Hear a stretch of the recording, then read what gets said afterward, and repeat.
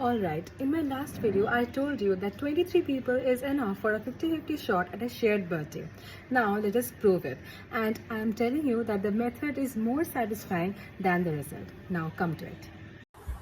First thing, and this is the key insight, we are not going to calculate the probability that two people share a birthday directly. That is actually really hard to do head on. Instead, we will calculate the opposite, the probability that no two people share a birthday. Then we just subtract from 1. This trick has a name. This is called the complement method and it shows up everywhere in probability.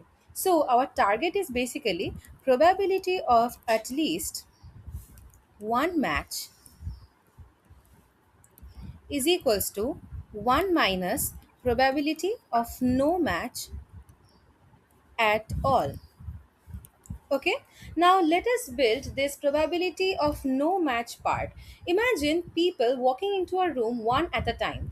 Person 1 walks in empty room. Their birthday can be anything. All 365 days are free. So the probability that there is no conflict yet is, let me write with a different color, 365 by 365, which is basically 1.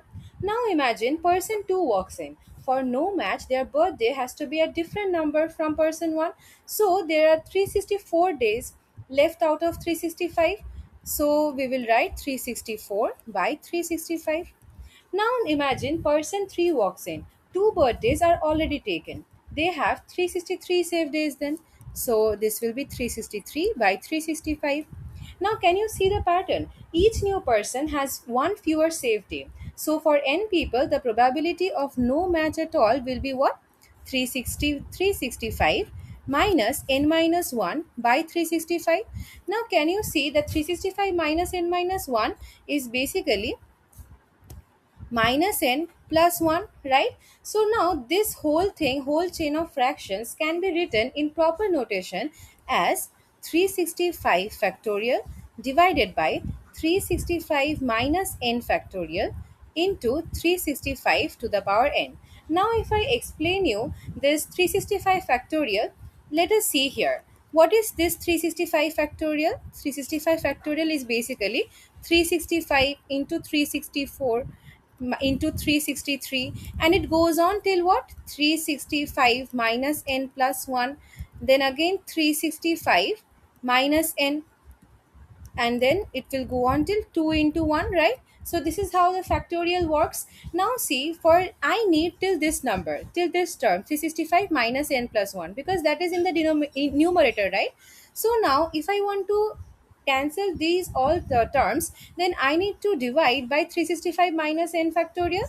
That is, from this term I need to divide, I need to cancel out. So I have put 365 minus n factorial in denominator so that I can cancel this part. Okay. And why have I written 365 to the power n? Because there are n, the 365 is multiplied n times. Okay.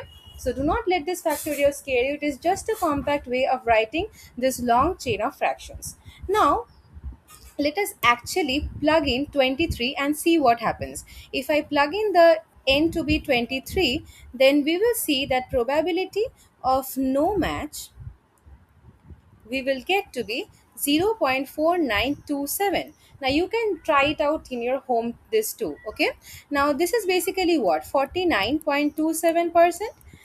So basically, the probability that nobody shares a birthday with 23 people in the room is about 49.3%, which means that probability at least one match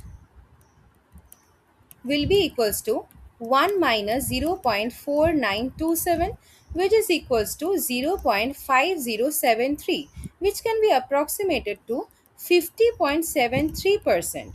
So 50.7, just over 50% with just 23 people. So basically that is what I was trying to say, that even with 23 people there is more than 50% chance that you will have a birthday twin.